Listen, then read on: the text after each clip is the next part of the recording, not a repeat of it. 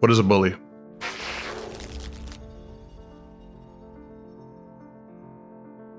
You know, when I was a kid, I was in the gymnasium in my school. I can't remember what grade I was in. I might have been in the 5th grade or 6th grade, one of those 2 grades. And I recall this kid, I'm never gonna forget his name. His name was Christian. And this kid bullied me for no reason, you know? And I was a coward. I was scared. I was what you would define as someone who didn't defend himself when something negative happened to him. I would walk home from school with a few friends of mine and he'd pick fights with me randomly. He would spit in my face. Yes, he actually spat in my face. I even lost a tooth.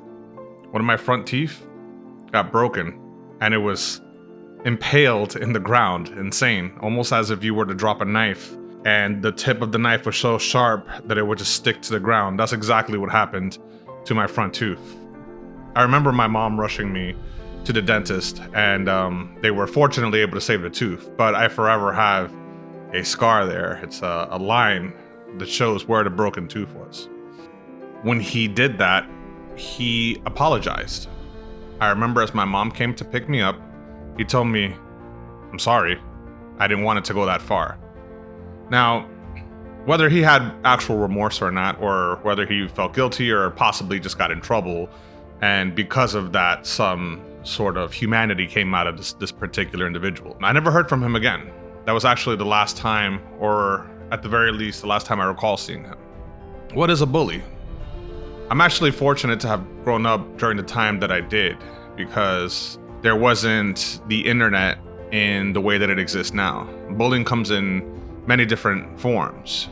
People can physically exert power over you when they're physically domineering over you or just have more power on a societal level than you. People can bully you on the internet. You might make a video somebody doesn't like and they might attack your video because they felt that what you said was improper. It was not what they wanted to hear. And because of that, they wanted to take you down. Now, bullies take many forms, many shapes. Why do they bully? I used to try to look at it the other way. I used to try to think, hey, you know what? Bullies probably have other things going on internally with them that make them act out in ways that they probably shouldn't. You know, maybe they have a really bad upbringing. Maybe they're really poor, or perhaps they don't have both parents in the household, or, you know, maybe one of them beats them or mistreats them. And as a result, they implode and take their anger out on the rest of the world. But you know what? I kind of don't look at things like that anymore. And it's hard to look at things like that.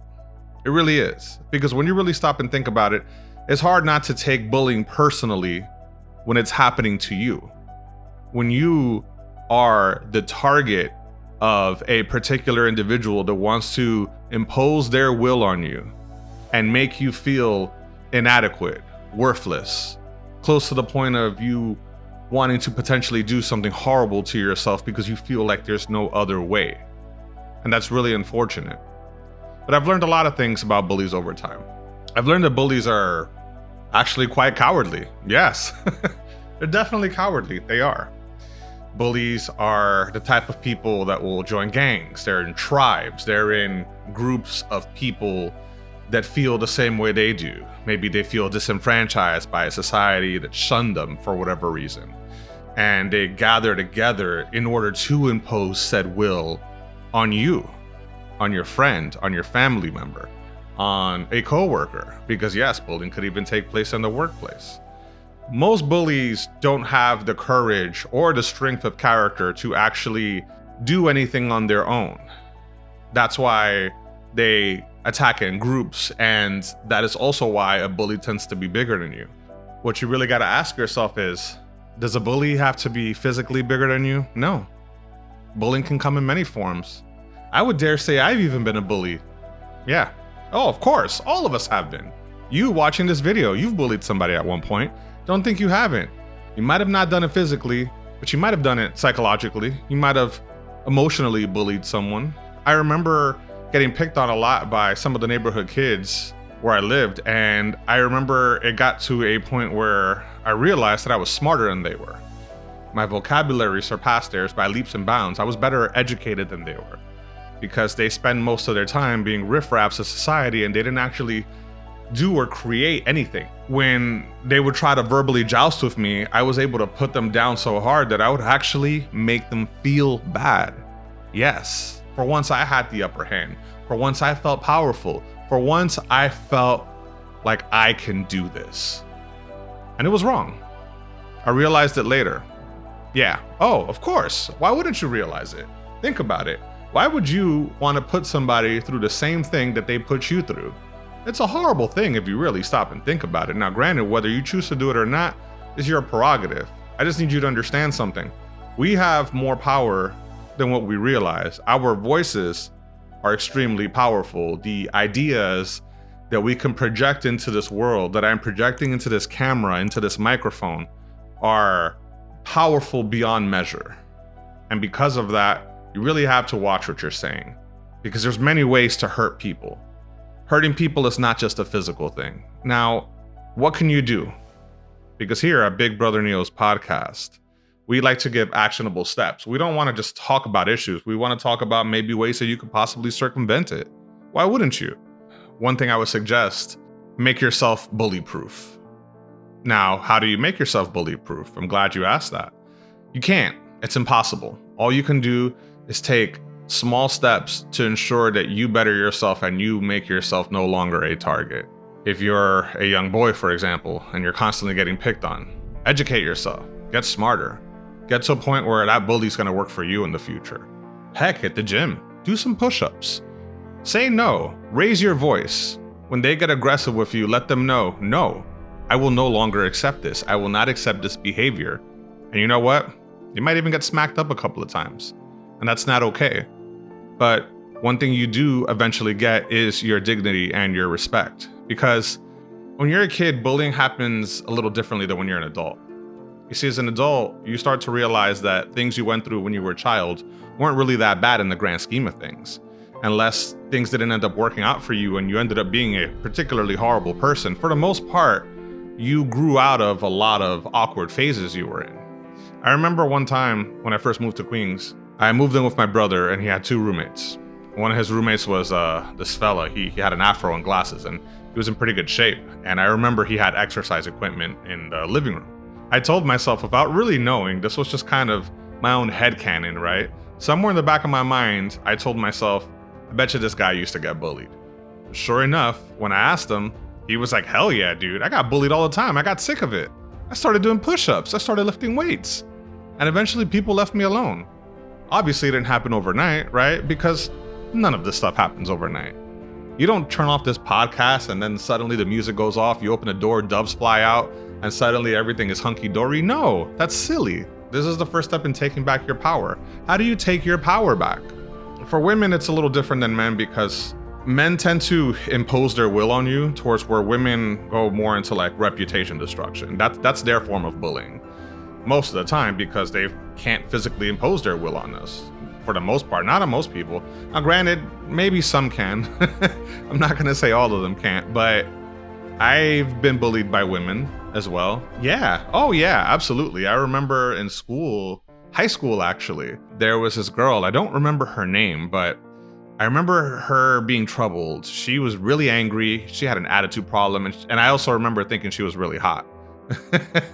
Now, me and her never got along because I used to cut school a lot when I was in high school. The class that I would cut in, that she was also in, I would end up passing that class, even though I cut all the time. Now, the reason I passed that class was because even though I cut, I still did my homework and my exams were good enough toward the point where even though I was missing a lot of class, my grades still made up for it. I used my brain. I was always a smart kid. I was always really intelligent growing up. I watched a lot of Star Trek. I became a nerd really early. I know that sounds silly, but it's the truth, you know? This girl used to throw temper tantrums because she would be getting failed grades. She would try to throw things at me. I remember she threw pens, she threw books. She even tried to throw her chair, but it was bolted to the table, so she couldn't throw it at me. And then she used to say, how the hell do you pass this guy when he's never here and I'm in class every day, but somehow this guy passes and I get a failing grade? And you know what the teacher told her? Because he brings in all his homework and he gets really good grades on his tests, I can't fail him. Eventually, they changed our class. I remember later, I stopped seeing that girl because they separated us, you know? She was really angry. She hated me with a passion, you know? And I never even did anything to her. I never slighted her the wrong way. I never said anything angry to her. I never tried to hit on her. I never touched her. I never did anything that you would think would constitute somebody not being a fan of yours. In all reality, all I did was my job, and she didn't like it. That just goes to show that at the end of the day, when it's all said and done and the dust settles, even if you didn't do anything to someone, they will still find a reason to dislike you. And you can't worry about them, man. You gotta live your life. You gotta progress in spite of everything. When you get your feelings hurt and someone breaks up with you, we still wanna encourage you to find somebody new. Whenever you get fired, we still encourage you to get up and get another job and start fresh again. Because every day the sun rises is a new opportunity. You might not want to hear it. You might tell yourself, oh, this is more bullcrap self-improvement porn. But you know what? I'd rather hear somebody motivate me and somebody tell me that I can versus hearing a bunch of people that say that you can't. You inherently are not weak. You might start off weak out of lack of education, lack of physical body, lack of knowledge on the way the world works, but you by no stretch remain that way. One person can change the world. One person has influence over others. Power, energy, all of these things manifest into specific beings that know how to use it in order to get what they want out of life. No matter how badly you get bullied, understand that it doesn't always have to be that way. And I would never encourage anyone to be as bad as the bully and, you know, try to impose your will on the bully. You know, whether you would want to seek your own vigilante justice, I don't think it's necessary. No. I have a saying, and that saying is that life naturally filters out the trash. I think you're going to get to points in your life where if you stay the path, if you just tell yourself, I'm going to progress, I'm going to proceed, and I'm going to win in spite of everybody that doubts me, and you eventually become somebody, that's a reward in itself. The greatest revenge on a bully is indifference. You don't pay attention to them. You turn your back on them and take away all their energy. They vanish into thin air, into the ether. They no longer exist in your plane of reality. You see, bullies tend to follow repeat patterns throughout the course of their lives. A lot of them will remain in the same place. Yeah, absolutely. 100% I can guarantee you that. And the people that bullied you the most, if you ever run into them again, and you're both adults now, I guarantee you they won't bully you anymore. Because now they have their own problems to deal with. They have to reap what they sow. They have to now live the crappy life that they decided to give themselves because they were so mean to everybody throughout the course of their youth that now they're seeing what really happens to them. If you're getting bullied as an adult, which does happen 100%, you might have an asshole boss that has it out for you. Maybe you look better than him. Maybe you're taller than him. Bullies come in all different shapes and sizes. You don't have to physically be bigger than someone to bully them. Someone can bully you just by having more power over you. But it doesn't mean that they would talk like that to you in the real world. You see, they could only exert power in one particular place.